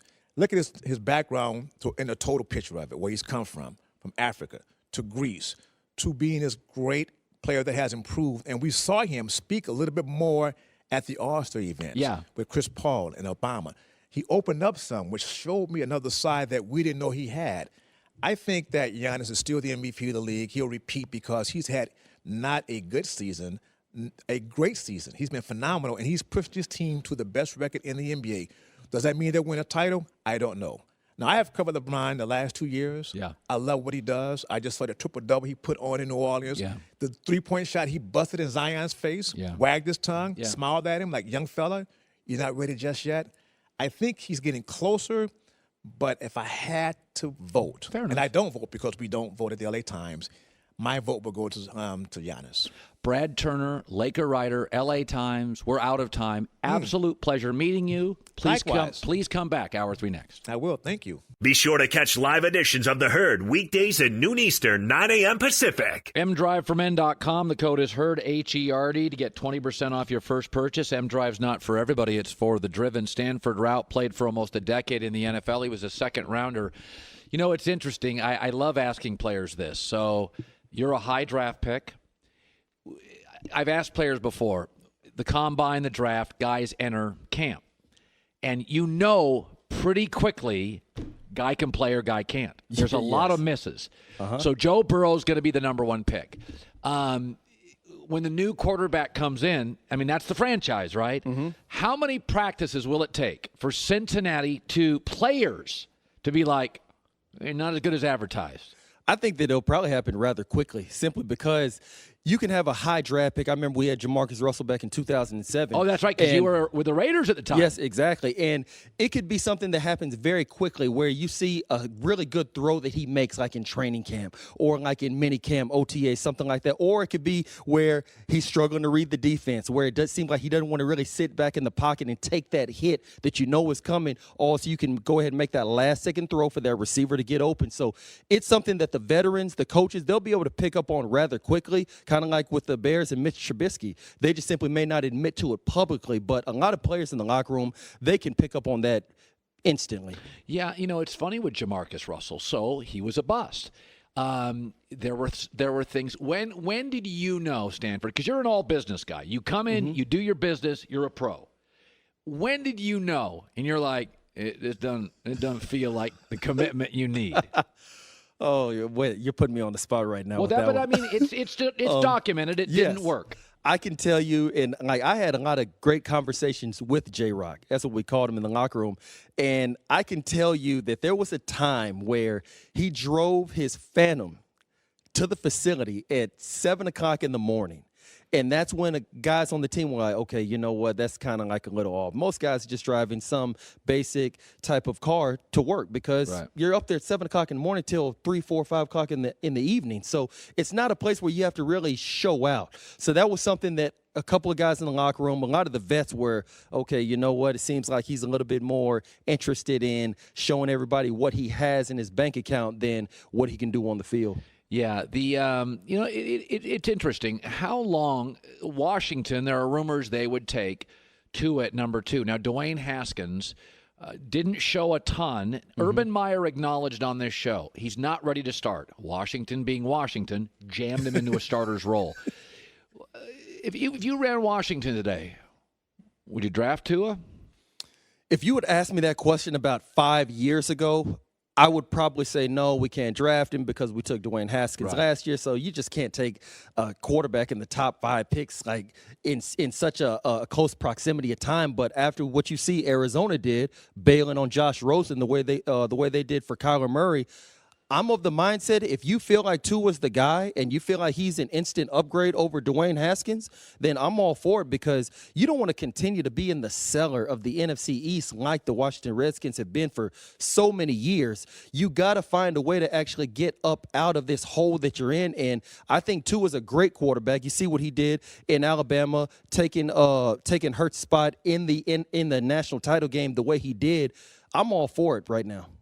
You know, I want to talk about, we were saying this about the Dak situation. Jerry Jones always been pro player. They pay their players. Hell, they paid Zeke 2 years early, Jalen Smith a year early. If Jerry wanted to pay Dak, he'd pay him. I contend that Jerry got on that flight after the Philadelphia game and that Carson Wentz was thrown to deck chairs and lawn furniture, scout guys, and won. And Jerry's on that 3.5-hour flight, 3:45 flight, Philly, on his private jet with Stephen Jones, and he's asking himself, we can't go 160 million large on this. I know Wentz. I think if Dallas wanted him, they'd pay him. And I just don't. I think what they want to do is franchise tag him, but they don't want to slap him in the face and give him 27. They want to give him closer to 33 for a year. It's $5 extra million in a state with no state tax. Yes. Doesn't it feel like to you if Dallas wanted Dak, they'd just take care of it and get it done? Isn't that what everybody does? No question. If Jerry Jones really actually truly wanted Dak Prescott, he would probably walk up to him with somewhat of a blank check and say, hey, go ahead and write down your number. But when you look at how Dak Prescott has played over the course of his young career, you see that obviously last year led the league in passing yards or was really high up there. But you can tell that against the playoff teams, against the better teams, he struggles. And it's still predicated on the success of the run game and the offensive line. And I think Jerry Jones and Stephen Jones, they know that. And so that's why they're going to go ahead and slap him with the franchise tag because, you know what, we've seen something out of you, but let's go ahead and wait a year and let's see if we can see that much more growth. Now we have a new head coach in the building. He may not even be all in on Dak. So you want to make sure that everybody is on the same page before you give this guy a whole sum of money. But I also think that for the Cowboys, they have to go ahead and come to reality. And the harsh reality is in the NFL, if you are drafted by the team that you're currently on as a quarterback and you start, you're not a backup filling in for the starter or anything like that. You're the starter and you exhibit a beating pulse, you're going to get $100 million. That's just how it goes, and it's all about the economics of the position and what the market bears. Now, if you ask me, I don't think Dak Prescott is a $30 million a year quarterback. But when you look at the economics of the position and what the market bears, that's what he's going to command. So you also have to come to terms with that's just what it's going to cost to get him in the building. It's interesting about this. There's a psychology. In baseball, I used to work in minor league baseball. If you're a first-round pick, you'll get so many chances. You can have bad spring after bad spring. If you're a 27th-round pick, you have to you can have the best spring at your position. Got to light it up. They're not invested in you. Dak's a fourth-round pick. Could there still possibly, and go. You were a second-round pick, so you were considered. Second-round picks are considered Pro Bowl talent. Yes. First-round picks are considered Hall of Fame, start immediately. Second round is start immediately, could become a Pro Bowl guy. Then third round on, little crossing your fingers. Is it possible that Dak was a fourth-round pick, and in the end, they see him as a guy that's overachieving, that's had a great O-line? I contend how you enter a building has so much impact on how you're treated in professional sports. No question. Have you seen that in your career? Oh, no question. Like, you get a guy that comes in as a first rounder, and I can name experiences from that of my years in Oakland and in Kansas City. Give me an example. Oh, wow. Okay. See, back in Oakland, I was a second-round draft pick, and we had a first-round draft pick. He came in, and there were times where he may make a mistake or two in practice, and the coach will basically run over to him and almost kind of pat him on the back, basically telling him it's okay. Whereas, like myself, a second-rounder or a third-rounder, Kirk Morrison came out in the draft behind me, where it was not that level of coddling. It wasn't that level of simply telling the guy, okay, you know what, it's okay. So if you're a second, third round, fourth round, and fifth, sixth, seventh is even worse, yes, it definitely is different when coming through the door as far as the level of expectation and the amount of mistakes you're going to be allowed to make before they basically bail on you. As a former Raider, I like Derek Carr. I don't know if I love him, but I like him. Teddy Bridgewater's out there, Jameis Winston. You run the Raiders. You run the Raiders today. What do you do with the Derek Carr situation? I think that with Derek Carr, if you are not going to find a definitive upgrade, you might as well just go ahead and dance with the girl that brought you to the party. That's what I firmly believe. If you can get a definitive upgrade. Is there one out there? And that's the question. I don't think there is. If there isn't one out there, then you got to go ahead and you just got to stick with him. But if there is one, and you feel that in your heart for the Oakland Raiders, then, yeah, you go after him. Yeah, I mean, you buy the Brady Oakland thing, or you think he's sticking? Do I buy it? What are players saying? You text players. You talk to players. What doesn't matter if they're right. What are players saying about the Brady situation? I think for a lot of players, they want to see Brady go back to New England, as do I, simply because he's the GOAT, greatest of all time, 6 Super Bowl rings, just off the charts as far as his level of success that he's had in his 20 years. And, you know, even like with Kobe Bryant, you just like to see great players, all-time greats, stick with that one franchise their entire career. And I personally believe New England is the best fit for Tom Brady because you go ahead and you give Tom Brady an above-average receiver. You give him an above-average tight end, somebody that's like a security blanket, not to the level of Gronkowski or anything like that, but somebody who's above average, somebody he can depend on. And tell me the New England Patriots are not right back in the AFC title game like they were the year before. Yeah. NFL Combine, it's changed. It's a bigger TV show. Yes. I mean, it's a big deal now. Oh, yeah, it's a spectacle now. It is a spectacle. So what is your memory of it for you? Ooh, man, that's taking it way back. Did the Raiders interview you? And as crazy as it sounds, the Raiders, that is one team that I didn't hear anything from. Isn't that amazing? The entire pre-draft process, nothing, pro days, nothing like that. I remember I had a private workout with the Chiefs. I believe I had one with the Bucks. I went to the Bucks for a visit maybe about 3 weeks before the draft, and the Saints. And the Raiders, I remember they came to my pro day down at University of Houston. They worked me out a little bit, but it wasn't anything extensive. It wasn't like anything private of any stretch of the imagination, anything like that.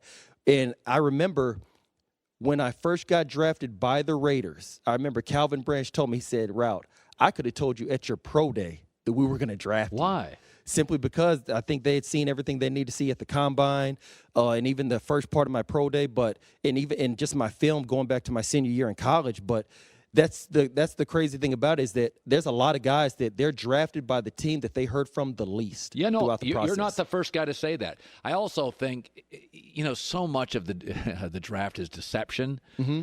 And, if we're hanging around you, that can be used against us in leverage. Yes. Oh, they like Stanford Routt.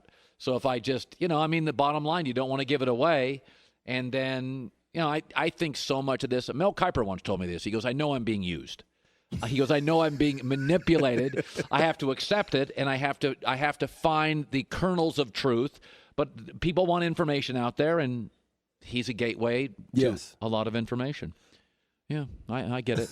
So when you, in terms of the draft, if you go back to your draft and as players drafted, was it an anxious time for you? Were you nervous? What was your family leaning on you? Are there, go back to a young man. Okay. You grew up in Houston. You have a chance to be, I don't know your family situation, probably the richest person ever in your family. Yes. Second round picks make a lot of money. Did you feel anxiety for it? It should be the greatest time of your life. Oh, no, it was definitely the greatest time of my life. I do remember back then, 2005, it was late April. I was anxious mainly because I knew that I was on the verge of doing something great, and that's simply getting drafted into the NFL. I believe I was like the first one out of University of Houston since like Antoine Smith in 1996 or something like that. Yeah, you go to a non-traditional football power. Yes, exactly. So for me, that's where my level of anxiety came from. It really wasn't necessarily having to put food on the table for my parents because they were already retired, so they were already in a comfortable space. But I definitely could actually improve on that for them as I've done. And I still remember to this day, I was standing in line getting a slice of pizza. Where? At Kazolia's Pizza at Highland Mall in Austin, Texas. I still remember to this day because I knew that I was going to be going somewhere either late first and most likely second round. That's big money. Yeah, so I'm watching the first round, and I'm seeing this run on corners. I'm seeing Antro Roll go. I'm seeing Pac-Man Jones, Carlos Rogers. You were in the Pac-Man draft. I remember that draft. Fabian Washington, Marlon Jackson. Nebraska Fabian. Yeah. Exactly. So I'm getting a little antsy because it's getting late first round. I'm like, okay, I see Roddy White just got picked up. I'm seeing other guys, and I'm like, okay, you know what? Okay, I'm not a first rounder. Okay, well, you know what? Let me go ahead, kind of cool my head off. I'm gonna go to the mall, go get me a slice of pizza. And I'm literally standing in line, and that's when I got the phone call. And it's Al Davis. He calls me. He says, Stanford. He said, how you doing? This is Al Davis. And he says, would you like to be a Raider? I said, heck yeah, I'd love to be an Oakland Raider. So that was my call that basically changed my life and a lot of other people's in my career. What was your reaction to it? I was kind of numb, to be honest with you. I was kind of numb because I just got a phone call from legendary Al Davis, the Oakland Raiders, and I'm now a second-round pick, and I'm standing in line at Kazolia's Pizza, and I really did not know what to do with myself, so I just drove home. My parents already knew because they were watching the draft at the house, and so then I just walked inside, and it was just a fun time. My dad is like, he's like, congratulations, son. He's like, congratulations, you're now rich. You're now successful. and then so that's so great. Can you imagine being like a pre-med student? You've been drafted by Boston General, and you get home. Congratulations, you're a millionaire. I mean, it's an amazing life. It's an amazing moment. Yes, it really is. And like I said, it changes your life forever in a lot of ways. The way people view you, the way people approach you, the types of conversations you're going to have with people, the types of people you're going to now meet being in a completely different industry of all proportions. So I remember that night, me, my mom, my dad, my sister, we all just went to dinner at a steakhouse in Austin, and it was a great time. Did they make you pick up the check? No, they didn't, but that was the last time where they did make me pick up a check. By the way, I got drafted by the Las Vegas Stars, and I made $7,000 my first year. Yeah, that's who I got drafted out of college. A AAA baseball team to do one inning of play-by-play. Yeah, and I was not rich. And I couldn't pick up a check for about 9 years. It's great seeing you again. Good seeing you, Love your too. stories. You too, Joy. Stanford Routt. Joy with the news. No. Turn on the news. This is the Herd Line Are News. those great stories? You're 21-year-old I'll kid. never forget seeing Jason get the call. Where from was he Jimmy at? Johnson. We were at our house in Pittsburgh, and he was I could walking. imagine He was like in the middle of the street. He was very panicky. Like he kept checking the phones. It was 97, so like someone's on the phone. You know, that's a problem. You're not getting it on your cell. It's the most life-changing phone call. Yeah. And you're 21, and you're getting a phone call, and for 99% of the world, you are now rich. It's like winning the Powerball via phone. There's really not. There's nothing else like it. Maybe getting signed to a record label. Yeah, I mean that's comparable. So. Yeah. I remember where I was. I remember what color the carpet was when I got a call in Las Vegas that an agent wanted to represent me, and they were taking money from me. They were saying, "Can we represent you and take 10%?" Yeah. And I was like, got emotional. I think I made $8.50 an hour. First job. Let me tell you, you were a sleeper in the draft. You've done very well. Become a Pro Bowler. Thank you. I like to say all pro, but yeah. you know. So Tom Brady and Bill Belichick reportedly spoke on the phone yesterday to discuss Brady's future. So they have reportedly had a conversation. They did. Tom Curran is saying it wasn't particularly productive. Details from the conversation are unknown, but Belichick was reportedly all business and not very warm during their conversation. That story just leaked out? The Boston Herald went even further to report the conversation, quote, didn't go well. What? Yeah. What do you mean it didn't go well? Read I don't that know. again. That's the information I have. Joy. The details from the conversation are unknown. It just wasn't particularly productive, according to Tom Curran. And the Boston Herald is saying that it didn't go well. So they have reportedly talked. Didn't go well. So wasn't warm. who leaked that? I best. This sounds like a Brady story.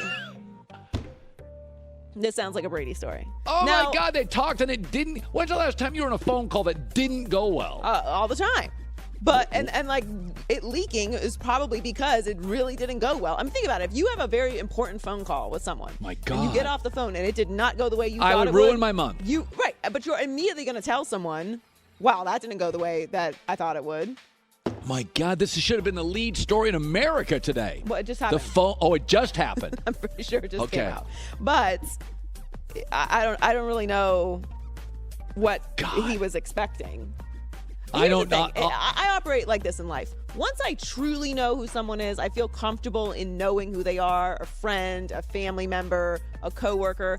I no longer have expectations for them to be someone other than who they are. If they pleasantly surprise me, wonderful. But I'm not going to go into a situation expecting them to be someone other than who they are all the time. Bill Belichick, since when, has been like a warm and cuddly guy? God, he is just a rough patch of road. There's never non-bumps. Bill just doesn't have another gear. If you want to be treated well by Bill. What's the other, have we ever seen another side of Bill Belichick? I mean, we get some party pictures every once in a while. He's like the grumpy stepdad that'll never say something nice to you. But you know that. Yeah, I know, but I still like him to change. Doesn't mean he will. It'd be nice once in a while if he threw me a fun anecdote about life. God. We'll talk more about this story on my show, Joy Chat, on Caffeine today. At 3:30 How do you get p.m. that? Eastern, Where do you 12:30 go? Pacific. Just go download the Caffeine app, or you can watch on caffeine.tv on the Fox Sports channel. So it's coming up right after the herd. So Draymond Green is reportedly signing a new shoe deal with Converse to be the brand's highest profile athlete. Wow. He will be their biggest NBA name since Dwayne Wade. He previously wore sneakers with Nike, which currently owns Converse. They bought Converse in 2003. This report is from Woj. I actually think it's kind of interesting because is he going to have... I like Converse, like the original Converse. He's obviously not going to play in those. I have a pair of them right now. But is he going to have like some special Converse and the original style, the Chuck Taylors? Well, also, they're going to be better next year, so they'll be on TV a ton because Steph and Clay are back. So if I'm Converse, not only do I get Draymond, I get a bunch of TV exposure next year. Yeah, no, this is a smart move. Obviously, the sneaker industry is $1 billion industry, so it makes sense for them. Finally, Tim Duncan joined the Spurs as an assistant coach this season, and last night he got his first win as acting head coach when he filled in for Greg Popovich. Where was Pop? Pop took a personal day. All right. So he didn't take much credit for the win. He said it was coached by committee. It was a coach by committee effort. He was also asked if being a head coach is something he would pursue down the road, and he gave a strong nope, saying he will be happy to turn the reins back over to Pop. They won 104-103 over the Hornets. Pop was out for personal business. There was a little bit of a conversation about, Becky Hammon should get the nod in this spot. But the more that I read into it, I think that the scout was Tim's responsibility. He was the scout lead for the Hornets. So he's aged well. He's way more stylish now. He is wearing much more tailored suits. Yeah, he's way more stylish. Usual look. He was among the NBA's weakest dressers. I saw him more than once come through a tunnel and think, that's not much of an effort. I would argue he has had his own imprint on NBA fashion because you always remember Tim Duncan. Now is certainly hip. do. Yes, no, he's doing great. I'm happy to see him with the Spurs. The Spurs are definitely a family organization. They're very good about bringing they former treat their players people back great. and treat people great. Yeah. Unlike some other organizations out there, New York Knicks. Oh, just Lord. Not great over there. That was awful. Awful. Again. Joy with the news. Well, that's the news. And thanks for stopping by. The Herd Lie News. I've said before, we did a game a couple of days ago called Hua or Tua. And I said, if I'm going to put the quarterbacks that are available, either draft, free agent, or a simple trade, because I have really strong feelings about Tua. As long as he's healthy, I do think he's a left-handed Drew Brees. There is a sense I don't like Joe Burrow. And I did this game about 2 weeks ago. I'm going to do it again to wrap our show up. Joe versus. And we'll put all these quarterbacks out there just to let you know I do like him. I think he's a good prospect. How much do I like him? That's coming up.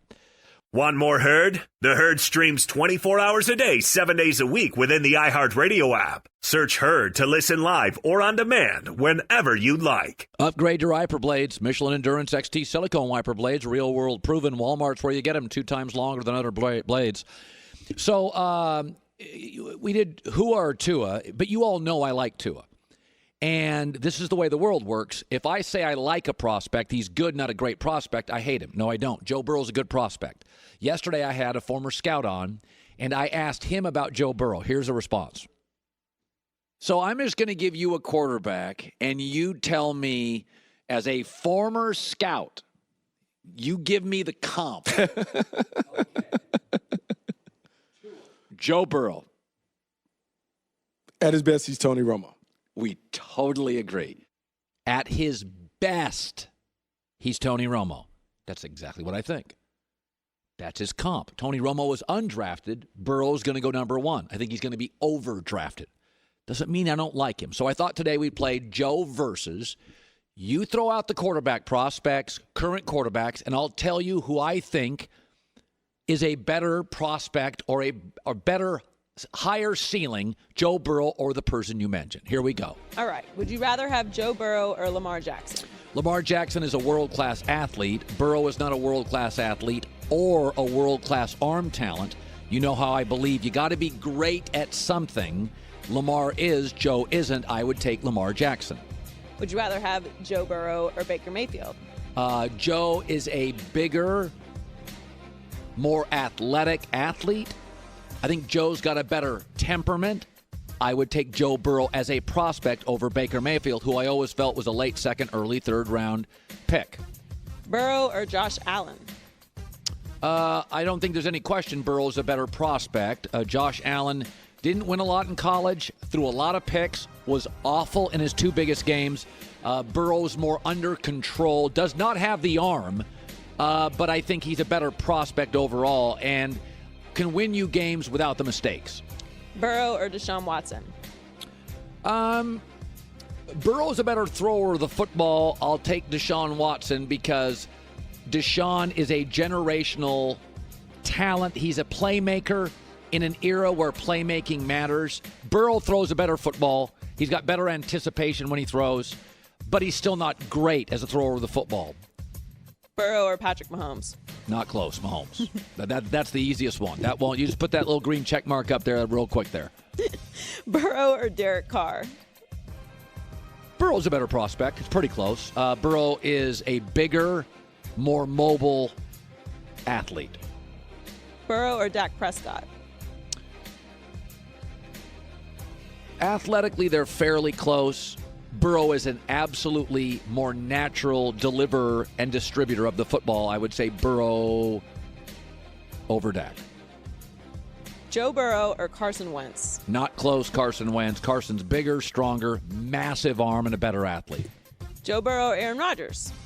Now, are we talking like for foreseeable future? Yes. Aaron is a better... Let's say for the next...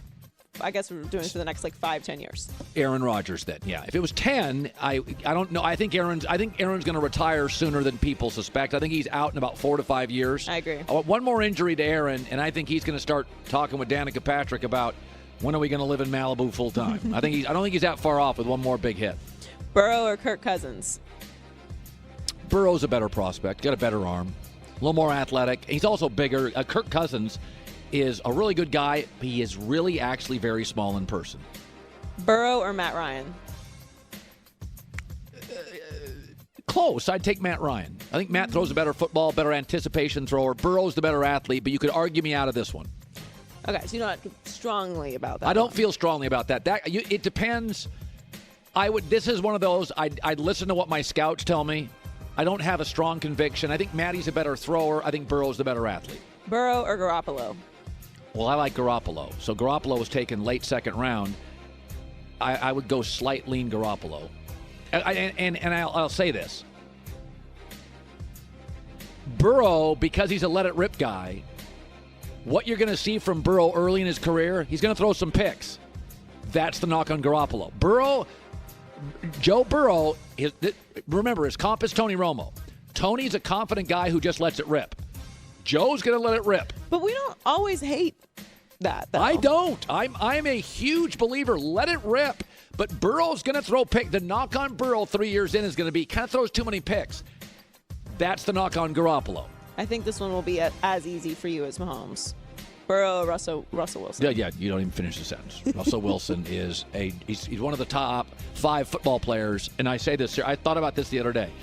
He's one of the top 5 football players of my life. Deion Sanders is one of the top 5 football players of my life. He could return punts, he could return kicks, he could cover corner. Russell Wilson easily. Could see that. Burrow or Jared Goff? I'd say Goff. Goff, I thought, was not a reach in the top 5. Goff is a beautiful deep ball thrower, a rhythm thrower. Goff's also going to have McVay for the next 10 years, which means he's going to have the right complements around him. Burrow's the better athlete. I think Goff throws an underrated pass in the NFL. I think he's a beautiful thrower of the football. Burrow or Kyler Murray? Kyler Murray. Kyler Murray's the most underrated player in the league right now. He's the most underrated total player. Nobody watches Arizona. Throws a stunning ball. Burrow is not as athletic, and I don't think Burrow throws as good a ball as Kyler Murray. That's what I think of Kyler Murray's ability to throw the football. Burrow or Tua? Tua, I like Tua, but the medical concerns are legit. Tua's always been number 1 high school quarterback, number 1 college quarterback. The medical stuff throws this, and Tua was better early. I think the great all-time talents are better early. Burrow or Trevor Lawrence? Not close, Trevor Lawrence. Not close. Now, this is where it's getting silly because Joe Burrow beat Trevor Lawrence. Yeah, because Clemson, this is a tweener year. Trevor wasn't great in that game, though. No, but he also faced a much better team. Right. So Trevor Lawrence. Lawrence. You got to win in the big spots. So, by the way, I picked Burrow over. You picked Burrow over Baker, Josh Allen, Derek Carr, Dak Prescott, Kirk Cousins. Possibly Matt Ryan. You could be swayed. Yeah, Matt Ryan and Jimmy Garoppolo are close. I just like Garoppolo more than everybody else. I think Garoppolo's underrated. He completes 1 throw in Miami, and he's a Super Bowl champ. I like Jared Goff a lot more than I think most people, too, but I'd probably take Burrow over Goff. No, that's fair. Burrow's a better athlete. If we're going off just the player, not the situation. I thought Goff was a really good prospect. I like Goff. I think people are freaking out about Goff. Goff played for most of his teams at Cal were terrible. He got the living you-know-what beat out of him. We're out of time. We're done. Speak for Yourself is around the corner. Nice job. We'll see you tomorrow on a Thursday. It's The Herd. The BTK killer, Dennis Rader, was a dog catcher, married with children. Wayne Gacy doubled as a clown at children's birthday parties. Ted Bundy was a law student. They all blended in. I'm Nancy Grace, host of podcast Crime Stories with Nancy Grace, and our new original concept, Killers Amongst Us, where we break down the most evil crimes and focus on unsolved homicides. Hear Crime Stories with Nancy Grace on the iHeartRadio app or wherever you get your podcasts.